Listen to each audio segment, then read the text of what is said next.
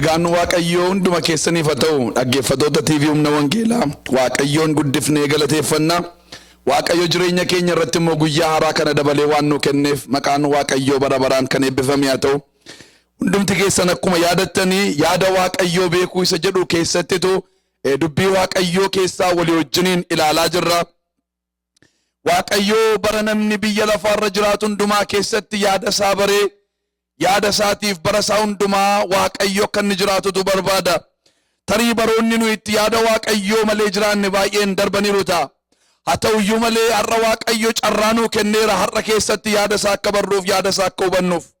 Erga har'a keessatti barree immoo baroottan kana booddee hafan baroota keenya hundumaa yaada isaa duwwaadhaaf addaan baanee akka nuyi bullutu Waaqayyo barbaada.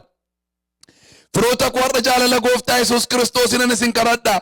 Guyyoonni keessan kana booddee isiniif hafan guyyaan namaa Waaqayyo duratti lakkaa'amaadha. Sa'aatonni keenya Waaqayyoon duratti lakkaa'amaadha. Guyyaa lakkaa'aa Waaqayyo guyyaa ilmaan namoota. Kanaaf guyyoonni keessan kana booddeedha yeroo isin itti yaada Waaqayyoo malee jiraattan akka inni isiniin jiraanne kadhannaa kooti. Hunduma keessanii isinan eebbisa. Bara keessan kana booddee hafee Waaqayyoo yaada isaatiif dhuunfatu. Haaleluyyaa. Anis yaada Waaqayyootiif bara koo hundumaa jiraachuun hawwa. Kadhannaan koo yeroo hundumaa kana. Yaada Waaqayyoo keessaa ba'ee sekeendii tokkollee jiraachuu hin barbaadu. Yaada Waaqayyoo keessaa ba'ee daqiiqaa tokkollee jiraachuu hin barbaadu. Guyyoonni koo hafan hundumtuu yaada Waaqayyoo keessa akka isaan jiraatan hin barbaada. Yaada Waaqayyoo keessatti riba keessaa dammaqu, yaada Waaqayyoo keessatti ciisu, yaada Waaqayyoo keessatti haasa'u, yaada Waaqayyoo keessatti karoorsu, yaada Waaqayyoo keessatti saganteessu, yaada Waaqayyoo keessatti nyaachuu, yaada Waaqayyoo keessatti dhugu, yaada Waaqayyoo keessatti uffachuu, yaada Waaqayyoo keessa oolanii bulu. Hallelujah. Akka namni mana keessa jiraatu firoota koo yaada Waaqayyo yaada isaa keessa akka nuyi jiraannu barbaada Waaqayyo. Sagaleen Waaqayyoo Kiristoosiin akka uffataatti uffadhaa. Kiristoosiin akka uffataatti uffatama Kiristoos. Hallelujah. Erga Kiristoosiin uffatama ta'eeti Kiristoosiin uffatanii isa keessa jiraachuu hin danda'ama. Kanaaf iyyuu yaada Waaqayyoodhaa uffadhaa. Yaada Waaqayyoodhaa dhugaa, yaada Waaqayyoo nyaadhaa. Yaada Waaqayyoo yaada Waaqayyoo keessa jiraadhaa. Hawwiin koof dheebuun koo isa kana. Utuu biyyi lafaa guutummaan yaada Waaqayyoon jiraatte biyyi lafaa maal fakkaatti laata jettanii yaadanii beektu laata? Utuu guutummaan biyya lafaa kaabaaf kibbi ba'aaf lixi guutummaan biyya lafaadhaa guutummaan addunyaadhaa yaada Waaqayyootiin utuu jiraatteeti mootonni akka yaada Waaqayyootti utuu biyya geggeessanii daldaltoonni utuu akka yaada Waaqayyootti daldalanii qotee bulaan akka yaada Waaqayyootti utuu jiraate barattoonni barsiisonni utuu akka yaada Waaqayyootti jiraatanii namni hundumtuu utuu akka yaada Waaqayyootti ba'ee galee uumama hundumtuu utuu akka yaada Waaqayyoo sosochee. Oh hallelujah. Silaa biyyi lafaa jannata isa duraa sana taati turte. Seera uumamaa boqonnaa 22 lakkoofsa 1 kaasee akka jedha. Kun erga ta'ee booddee Waaqayyoo qoree isa ilaaluudhaaf Abrahaam jedhee waame. Abrahaamis kunoo asan jira jedhee deebise. Waaqayyos Yisihaaq ilma kee isa tokkicha isa jaallattu fuudhi biyya Mooriyaa dhaqi. Tulloota keessaa isaan sitti argisiisu tokko irratti qalma gubamu godhi isa anaaf dhiyeessi jedhe. Abrahaamis ganama barii ka'ee qoraanni qalmi ittiin gubamu falaxee harree isaas fe'ee dargaggoota isaa keessaa 2 Yisihaaqiin ilma isaas fudhatee lafa Waaqayyoo isatti hime dhaquudhaaf karaarraa bu'e. Abrahaam biyya Kanaaniin waggaa dheeraa jiraateetu Yisihaaqiin argate. Yoo xinnaate gara waggaa 25 erga jiraatee booddee waggaa 25 mucaa tokko argachuuf Waaqayyoon eege Abrahaam. Nama Waaqayyoon eeguudha Abrahaam. Nama Waaqayyoon eeguudha. Waaqayyoon eeguu hin uffu. Waaqayyoon eeguu hin jibbu. Waaqayyoon eeguutti abdiin kutatu hin eega Waaqayyoon. Waaqayyoon eegaa firoota koo hin eegamaa Waaqayyo. Namni namayyuu hin eega. Namni haalonni tokko akka isaan geeddaramaniif akka isaan fooyya'aniif hin eega namni. Waaqayyoon eeguun ulfina hin eegama Waaqayyo. Kanaaf Abrahaamii Waaqayyoon eegeetu Yisihaaqiin argate. Waggaa 25 guutuu Waaqayyoon eegee ilma Yisihaaq jedhamu argate. Ilma Yisihaaq jedhamu argate. Erganni ilma kana argate, ilmi kun immoo gara tiineejarii erganni keessa lixe waggaa 10 erganni ga'e booddeetu Waaqayyo dhufee maal jedha? Abrahaamiin qoree ilaaluu barbaade jedha. Abrahaamiin Waaqayyo ijoollee isaa yeroo inni itti qoree ilaalu jira. Siini yeroo itti qoree si ilaalu qaba Waaqayyo. Anaan qoreetti yeroo itti na ilaalu qaba. Macaafa qulqulluun akka jedhu amantiitti jirra yoo taanee fi akka nuyi qoramnu macaafa qulqulluun dubbata. Namoonni hundumtuu yeroo itti ilaalaman qabu. Abrahaamiif ifama Addaamiif Hewaaniin qoree ilaaluudhaa jireetu Waaqayyo jannata walakkaa muka tokko dhaabee muka kanatti nyaatinaan gaafa kanatti nyaattan hin duutu jedhe Waaqayyo. Qoree isaan ilaaluudhaa jedheetu. Mirga filannoo kenneef Waaqayyo. Etuu mirgi filannoon jiru ta'eeti abboomamuun dirqama ture jechuudha. Amma garuu abboomamuun dirqama kan taanetti fedhii akka isaan qabaataniif jaallatanii filatanii Waaqayyoon akka isaan waaqessaniif muka tokko achi kaa'e Waaqayyo. Mukarraa hin nyaatamne, mukatti hin bu'amne. Yoo kanatti buutanii ana wajjin wallaluu keessaniir, yoo kanatti buutanii narraa adda ba'uu keessaniir, yoo kanatti buutanii anaan na filachuu dhiisuu keessaniir, yoo kanatti buutanii na jibbuu keessaniir Waaqayyo. Na jibbuu keessaniir, na dhaga'uu diduu keessaniir Waaqayyo. Qoree isaan ilaaluudhaa jireetu muka tokko jannata walakkaa kaa'e. Muki suni Hewaan akka jettutti nama gumchaasisaa itti Hewaan. Muki suni baay'ee bareeda, ija namaa banuudhaafis gaariidha jetti Hewaan. Waa'ee muka sanaa yeroo haasoftu. Muka nama gumchaasisu, muka fooliin isaa urgaa'u, muka bifti isaa bareedu, muka yoo nyaatan ija namaa banu, muka yoo nyaatan akka Waaqayyo nama gochuu danda'u tokkotu balbala mana isaa dura dhaabeef Waaqayyo adaraa yoo na jaallattan ittiin bu'inaa jedhe. Qoree isaa ilaaluudhaa jedhe. Macaafa qulqulluu keessumatti macaafa raajii Daani'eliin yoo dubbiftani Naabukadnezar nama jedhamu mootii Baabiloontu Israa'eloonni akka sagalee Waaqayyootti jiraachuu gaafa dadhabanii Waaqayyo mootii kanatti dabarsee isaan kenne. Mootiin kun dhaqee Israa'eloota booji'eetu qodaa mana qulqullummaa keessa jiru hundumaas booji'ee fidee mana mootummaa isaa keessa kaa'e. Qodaa sanaan Naabukadnezarin qoree ilaala ture Waaqayyo. Naabukadnezar bara jiraatu hundumaatti qodaa biyya Israa'el mana qulqullummaa Yerusaalem keessa isa booji'amee dhufe sanatti hin buune fuudhee dhumatu mana isaa keessa kaa'e malee ittiin nunne daadhii wayiniidha. Yeroo inni mootummaa irraa bu'ee qooda isaa ilma isaa Beelshaazarin gaafa Waaqayyo moosisu inni gurguddoota biyyaa waamee nyaachisa guddaa qopheessee dhugaatii guddaa isaa qopheessanii dhuguu erga jalqabanii gaafa dhugaatiin itti oo'ee jedhu mee isa abbaan koo biyya Israa'elii booji'ee fide qodaa mana qulqullummaa keessa ture warqeerraa birciqqoota hojjetaman sana waancota sana fidaamee isatti naa buusaa jedhe. Isa kan Waaqayyootti buuseetu dhuguu jalqabe. Yeroo sana harki tokko Waaqarraa dhufteera, sagaleen Waaqayyoodha keenyanitti barreessiteera. Maal jette? Meene teqilee ufaares kan jedhu. Miijanatti miijanamteetu salphattee argamte jedhe. Simma daaleen ilaale jedhe. Miizana qaba Waaqayyo waan itti nama mazzanu. Waan itti nama madaalu madaalli qaba Waaqayyo. Waan ittiin qoree nama laalu waan keessa galchee nama madaalu qaba Waaqayyo. Namicha kana fuudhee achi keessa kaa'ee gaafa laalu namichi kun salphateetu argame jedhe Waaqayyo. Kanaaf mootummaa sirraan fuudhee Waaqayyo. Walakkaa warra Meedoof hin kenne, walakkaa warra Faarisiif hin kenne. Hin taatu ati mootii jedheensi tuffadheedhe. Saa'oliin mootii akka inni hin taaneef nan tuffadhee jedhe Waaqayyo. Maal godheetu madaalee erga laalee booddee Saa'oliin tuffate Waaqayyo. Abrahaamin qoree laaluudhaaf jedha Waaqayyo. Gara isaa dhufeetu Abrahaam jedhee waamee jedha. Abrahaam maal jedhe jedha? Yaa Waaqayyo asan jira jedhee jedha. Torbanarraa akkuma isiniin jedhe nama meeqatu asan jira jedha laata Waaqayyoodhaan yeroo Waaqayyo waamu. namni sagalee waaqayyootu hin dabarfatin yeroodhuma waaqayyoo tokkicha waamu asan jira kan jedhu namni. Haleluuyaa. Asan jira jedhe Abrahaam.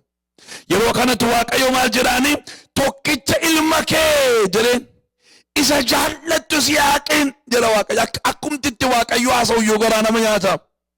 Tokkicha ilma kee ijoollee baay'ee qabdu keessaan jennu tokkicha ilma kee Yisihaaqiin jedha waaqayyo. Isa jaallattu jedha. Abeet akka inni jaallatu waaqayyo beeka. Yisihaaqa jennaan waan biraa arguu hin danda'u. Abrahaam jaallata Yisihaaqiin baay'ee. Ilma keessa jaallattu kana fuudhiiti gaaran sitti agarsiisu gaara Mooriyaa keessa isa tokko irratti qaliiti jedhe waaqayyo. Abiddaan gubiiti aarsaa naa dhiyeesse. Eenyuuni? Tokkicha ilma kee Yisihaaqiin isa jaallattu jedhe waaqayyo. Yisihaaqiin immoo anaan jaallata jedheetu qoree ilaale waaqayyo. Yisihaaqiin immoo anaan jaallata. Waaqayyo immoo qabeenya kee jaallataa laata? Waaqayyo immoo ijoollee kee jaallataa laata? Waaqayyo immoo haadha manaa kee, waaqayyo immoo abbaa manaa kee, wanti waaqayyo si caalu jira laata obboleessa obboleettii ko? Yisihaaq immoo anaan caalaa jaallataa jedhe qoree ilaaluudhaaf waaqayyo. Waaqayyo waaqa hinaaffaadhaadha macaafa qulqulluun. Isa biratti qixxeessaatti namni kan biraan wanti kan biraan akka jaallatamu hin barbaadu waaqayyo. Ofii isaatiin nu jaallate ilma isaa tokkicha kennuudhaan biyya lafaa waan jaallateef waaqayyo. Iyyasuus Kiristoos lubbuu isaatiin waan nu jaallateef lubbuu keenyaan akka nu isa jaallannu barbaada. Lubbuu keenyaan. Waa'ee keenyaaf homaayyuu sammararu erga lubbuu nuu kenne. Waaqayyoon yoo ta'e erga ilmas tokkicha ilma isaa nuu kenne homaayyuu sammararu waa'ee keenyaaf. Utuu waa'ee keenyaaf waa sammararin utuu waan mararsiifatin erga nu jaallate utuu waan mararsiifatin qixxee malee akka nu isa jaallannu barbaada waaqayyo.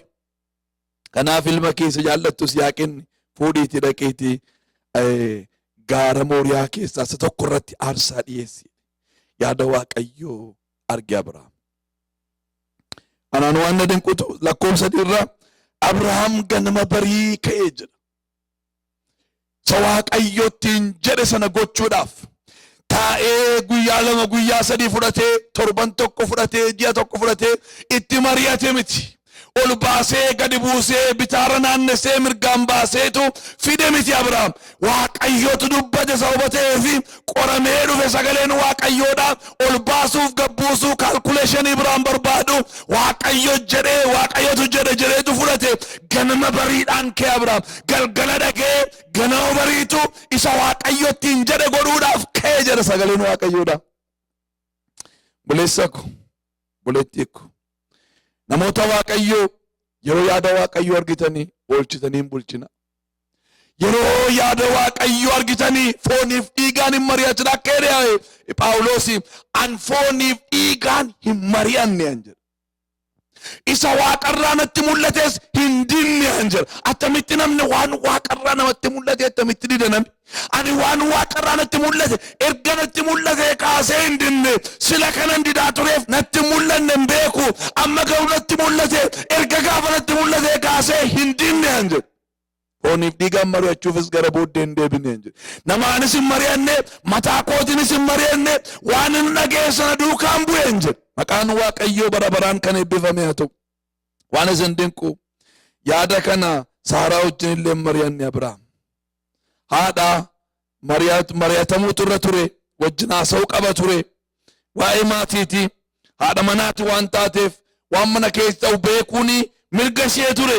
Haa ta'u iyyuu malee Saaraadhaan hin mari'anne Yisihaaqiin hin mari'anne ka'i jedhee Yisihaaqiin fudhatee qoraan falatee abidda fudhatee haaduttiin Yisihaaq qalamu qabatee dargaggoota lama fudhatee harree irratti fe'atee gara iddoo waaqayyootti agarsiiseetti ka'e Abrahaam jedha.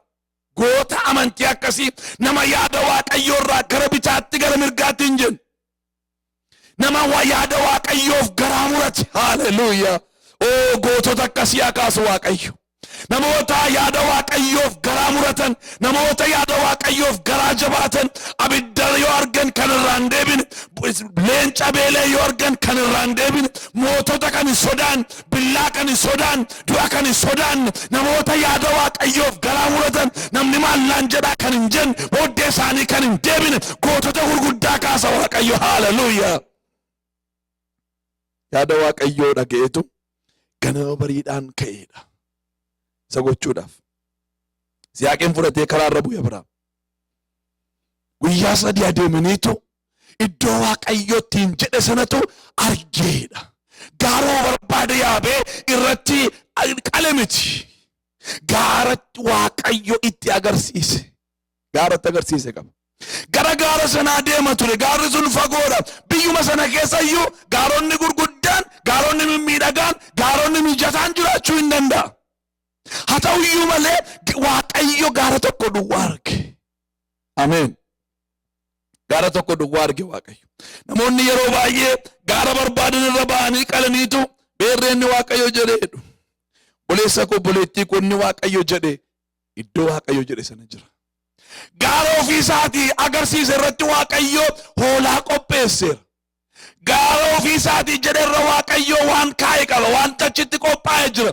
Gaara barbaadda yoo yaabde yaada Waaqayyo wajjin wal bira dabarta. Yaada Waaqayyo arguudhaaf iddoo Waaqayyo dhaqisiin jee dhaqi. Lafa Waaqayyo sitti agarsiise sana dhaquutu sirra jira. Guyyaa 3 booddee Abrahaam iddoo Waaqayyo ittiin jedhe sanatu ga'e jedha. Eessa ga'e? Lafa Waaqayyo ittiin jedhe, lafa Waaqayyo itti agarsiise, gaara Waaqayyo itti dubbate sanatu guyyaa 3 adeemee dadhabsiisaadha. Ilaalaa karaa guyyaa 3 adeemuun karaa amma kana deemeetu gaara Waaqayyo itti agarsiise sana gaafa ga'u iddoo sanatti dhaqeetu iddoo aarsaadhaa ijaareedha. Yisihaaqi erganni dargaggootaa fi harree sana asuma turaa jedhee gara gaaricha bira gaafa ga'u fuulleetti gaaricha gaafa laalu Yisihaaqiin duwwaa qabatee hurraadhaaf haaduu duwwaa fudhateetu gara gaara sanaatti yeroo ol ba'u abbaayyee jedhe Yisihaaq. Qoraannoo kunooti jedhe.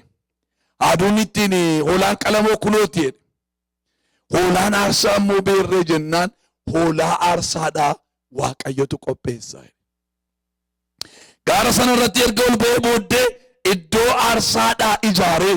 Iddoo aarsaadhaa akka Waaqayyo barbaadutti ijaaree erga raawwatee booddee Yisihaaq ilma isaatiin yaa Yisihaaq jedhe.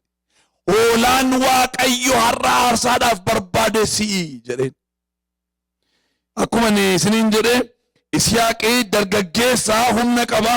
Abrahaam immoo jaarsa dulloomaadha. Nama waggaa 100 olii ta'eera. Haa ta'u iyyuu malee Yisihaaq of kenne wallaansootti qabee fiigee abbaa isaa harkaa ba'uu hin danda'a ture. Akkuma Abrahaam Waaqayyoon dhaga'ee ilma isaa Yisihaaqiin kenne Waaqayyoodhaaf. Yisihaaqis immoo ofii isaatu kenne. Aarsaa akkan ta'uuf Waaqayyo erga har'a na barbaade. Waaqayyoonni kaleessa hoolotaan aarsaa hoolotaa fudhataa ture. Har'a immoo anaan erga barbaade jedhe. Ani kunoo qalamuudhaaf iddoo kanan jiraadhe Yisihaaq. Yaadi Waaqayyoodhaa akkan qalamuu barbaade argate umurii dargaggummaa kana keessatti ganaa ijoolleedha, ganaa xobbeedha, homaa nagarre. Kakuun Waaqayyoo isarra jira. Beerree kakuun ati galte beerree hin jenne Abrahaam. Beerree hin jenne. Akka namichi Ibroota barreessu jedhutti Abrahaamii jedha. Ergan ilma koo Yisihaaqiin qalee abiddaan gubee ergan aarsaa isaa dhiyeesse Waaqayyo immoo foolii aarsaa sana fuunfatee erga jedhee booddee daaraa sana keessaayyuu Yisihaaqiin hin kaasa jedhee Abrahaam amaneera jedhe. Maal amantiin akkasii?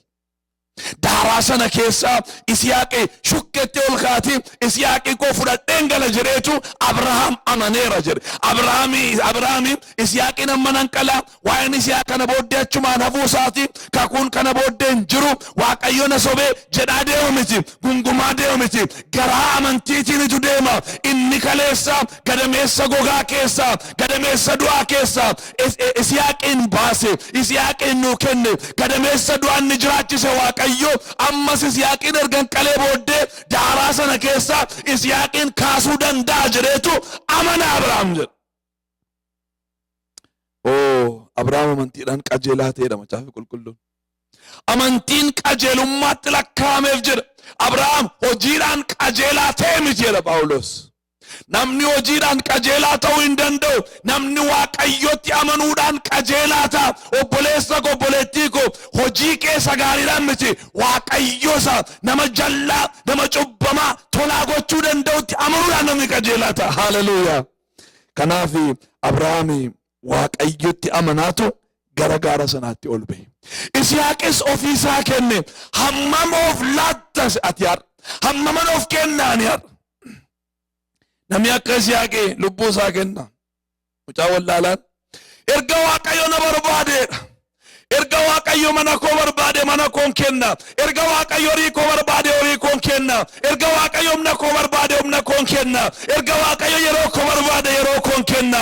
Erga Waaqayyo jireenya koo barbaade jireenya koon kenna. Nama jenoo meeqa qabaa laata Waaqayyo? Nama of hin mararsiifanne waan Waaqayyo gaafatu mamii malee garaa guutuu jaalalaan kan kennani. Nama meeqa qabaa laata Waaqayyo? Erga Waaqayyo mtoonaan na barbaade kan jedhe nama meeqa qabaa laata Waaqayyo? Isihaaqi erga na barbaade Waaqayyo jedhe. Anumtuu barbaadamee Waaqayyoon duratti jedhe hoolaa aarsaa ta'uudhaaf jedhe.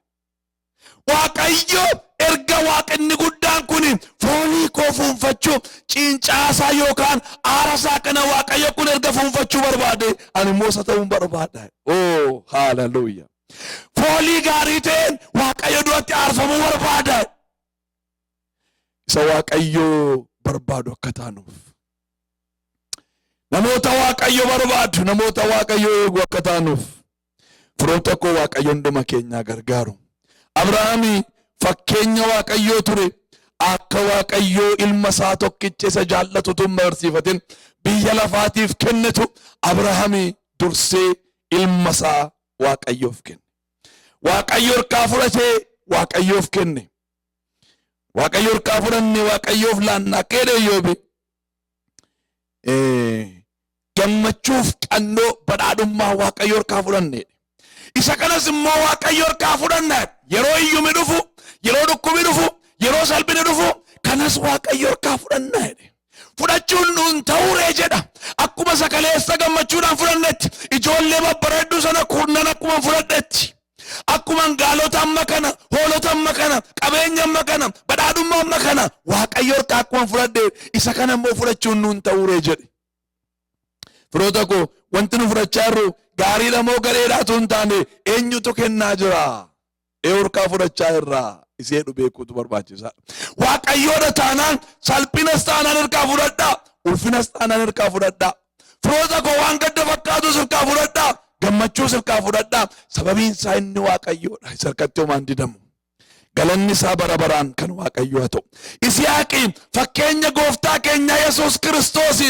Yesuus Kiristoos tokkoon keenyaaf ofii isaa akka laate biyya lafaa guutummaadhaaf lubbuu isaa akka laate Isihaaq kanaaf fakkeenya guddaa kenne. Namni biyya lafaa guutummaadhaaf qalamuudhaaf jedhu namni hoolaa faasikaa ta'uudhaaf jedhu tokko dhufaa jira jedheetu dubbate. Isihaaqi dhaqee iddootti hoolonni qalamanii iddoo aarsaa Abrahaamii ijaarsa irraa dhaqee ciisuu isaatiin namni biyya lafaaf of kennuudhaaf dhufaa akka jirutu raajii kana dubbate Isihaaq. Qoramanii ilaalamee Abrahaam qoramee ilaalamee darbeetu argame hin darbe qoramsa Waaqayyoodha.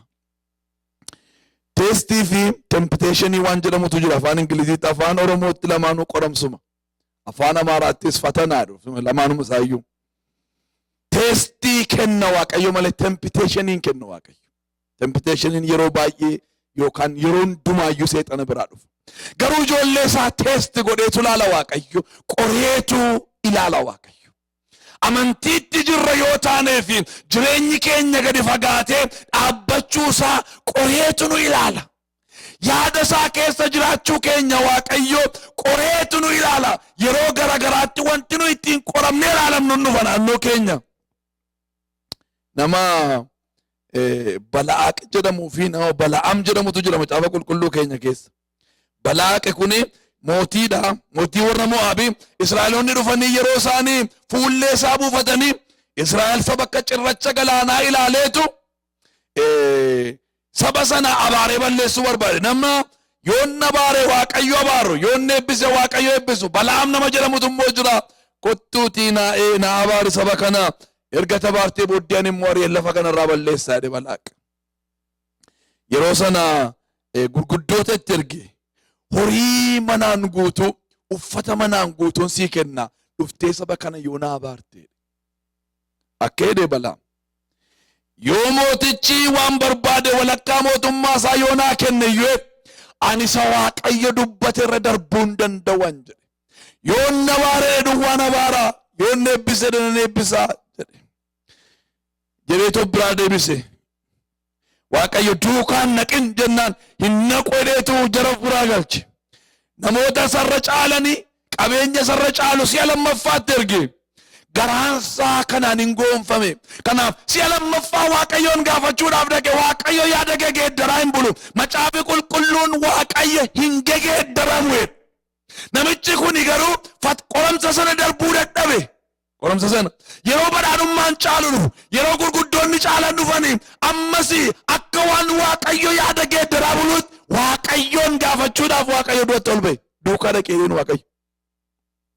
Duukaa dhaqee. Firoota koo yerootti qoreessin ilaaluu qaba Waaqayyo. Yaada isaa keessa jiraachuu keessaniif dhiisuu keessan. Yaada isaatti maxxantanii jiraachuu keessan. Phaawulos hafuuraan hidhameera Yerusaalemiin dhaquudhaaf jedhe kan dubbadhee tan xumura. Yerusaalemiin dhaquudhaaf hafuuraan hidhameera. Dhiisuu hin danda'u, ooluu hin danda'u jedhe. Warri Efesoonii hin boo'u turani. Maaliifetu erga beette yoo achirratti akka duutu erga beette achirratti akka hidhamtu erga beette maaliif dhaxxareedhanii gaafatan hin naqin jedhaniin duukaa ba'u turani. Akka jedhe Phaawulos maaliif boossanii garaa koo na raaftu jedhe. Maaliif boossanii garaa koo na cabsitu jedhe. Warra Efesoon bira isaan bira tuttureera, isaan bira bubbuleera. Gara waggaa 3 isaan bira taa'e. Namoota waggaa 3 ta'anii tajaajilan yeroo isaan bu'an garaan namaa hin caba, garaan namaa hin laafa. Maal gootu jedhe ooluu hin danda'oon jedhe. Ofumaan hin sossobinaa jedhe. Xumura isaatti hime. Yaada Waaqayyootti kun waan ta'eef utuu du'e achitti na eegaa jiru, utuu hidhaan achitti na eegaa jiru, utuu girraan achitti na eegaa jiru an ooluu hin danda'u. Ofumaa boossanii garaa koo hin cabsinaa. Waaqayyo waatti meetu asii immoo namoota bo'an, namoota sababbalanitti kaase Waaqayyo. Hiikoo jedheetu yaada Waaqayyoof garaa jabaate. Akkuma ergaa deemaa jiru, akkuma tajaajilaaf kanaan dura Efesooniin, Qorontoosiin, iddoo akkasii akkuma naqa jedhu, akkuma nama tajaajila deemuutti qophaa'ee du'aaf dhaqe Phaawulos. Maaliif Waaqayyotu achitti dhaqee akka inni du'u barbaade waan ta'eef. Ameen. Galanni isaa kan Waaqayyoo haa ta'u. Kanaaf saba Waaqayyoo warra yaada Waaqayyoof garaa murattan ta'a. Warra yaada Waaqayyoof addaan baatan ta'a. Galanna Waaqayyoon. Yaada kee gara keenya dhufeef, dubbii kee gara keenya dhufeef galanni isaa. Yaada kana keessa jiraachuuf hunduma keenya nu gargaara. Yeroof bara kana booddee qabaan hundumaa yeroo eebbaan nu godhu. Maqaa Yesuus Kiristoosiin. Waaqayyo hunduma keessa na eebbisu. Obban eebbaa qabaadhaa. Obban irraa deebinee dubbii Waaqayyoo fi barsiisudha. Baay'een isin jaalladha. Hallelujah. Yabalee dhiyeessa galataa garaa keessa. Yabalee dhiyeessa galataa garaa keessa. Yabalee dhiyeessa faarfannaa garaa keessa. Yabalee dhiyeessa faarfannaa garaa keessa. Yabalee dhiyeessa galataa garaa keessa. Yabalee dhiyeessa galataa garaa keessa. Yabalee dhiyeessa galataa garaa keessa. Yabalee dhiyeessa galataa garaa keessa. Yabalee dhiyeessa galataa garaa keessa. Yabalee dhiyeessa galataa garaa keessa. Yabalee dhiyeessa faarfannaa garaa keessa.